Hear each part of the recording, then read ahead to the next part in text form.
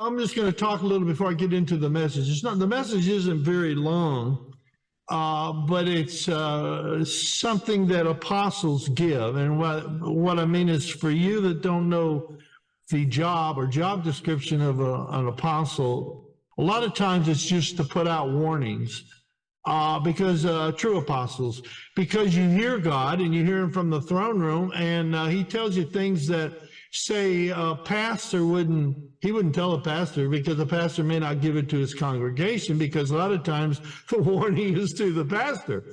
So, I mean, but that's the job of apostles, and it's a hard job, because you got to put out stuff that people think, well, you're a little wacky or wacko, and that isn't right, and that doesn't show love. Let me tell you something. There's many dispensations to God's personality, and God is love, so that's one big one. But God is also the judge. He's also, I mean, if you read the Bible is filled with God's judgment upon Israel and the pagan nations and so forth.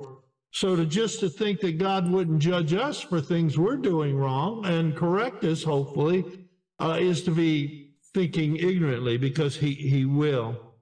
But I don't know if some of y'all saw Newsmax. It had Rabbi Kurt Snyder on it, and it had a Jewish rabbi. You know, he would be a traditional Jewish rabbi. And then they had Kurt Snyder on, and Rabbi Snyder, and he's a Messianic, I know. But even the commentator, after it was over, says, I didn't expect two rabbis to be in confrontation with each other. But see, when Rabbi Snyder came up and he mentioned that Rosh Hashanah, the Feast of Trumpets, is symbolic of the trumpets blowing when Jesus returns, the Jewish rabbi, he kind of laughed. I mean, he had this smirk on his face, and it's like, and then, you know, and Rabbi Snyder went on and mentioned that, you know, there's other things that pertain to Yeshua, Jesus.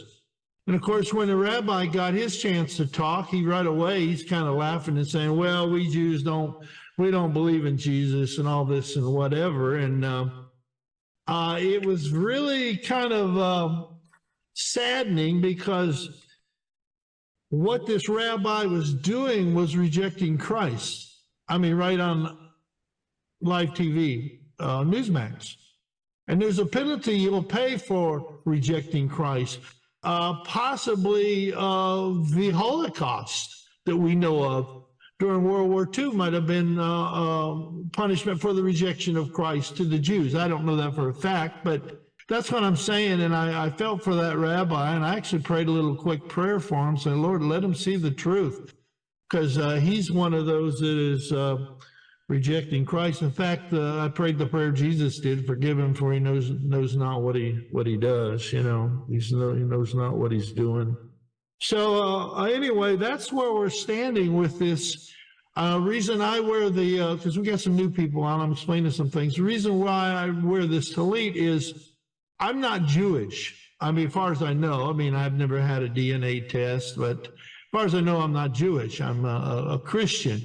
But I understand the Jewish traditions and so forth. And so I wear this as making a statement that I accept Christ, but I also accept the Jews, and hopefully the Jews will accept Christ. So we're going to do deliverance after I do the message, and the message isn't too long unless I keep talking, and I'm going to shorten it right here and get into the message.